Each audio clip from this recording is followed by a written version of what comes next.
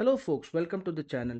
If the drag and drop files and folders features on your system is not working, then watch this video to find the solutions. The first solution is to look for Task Manager in the search bar, and we will restart the Windows Explorer. So we will look for Windows Explorer here. We'll look for the file and we should find it here.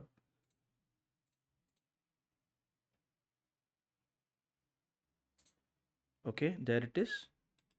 Right click on it and click on restart. Now if doesn't work, then we can run the SFC scan. For that we need to look for command prompt in the search bar. Right click on command prompt and run as administrator. Click on yes and we will enter the command SFC space slash scan now, SCANNOW, and press enter. Wait for the scan to finish and restart the computer. Usually this should resolve the problem, but if it doesn't, then you need to restart the computer in the clean boot configuration. So we will do that by looking for system configuration in the search bar and we will click on services.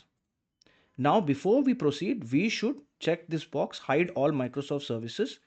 Why I'm telling you this is, if we disable the Microsoft services and it restarts the computer, Microsoft services will not be able to load and your computer will be stuck in a restart loop and will not be able to reboot again.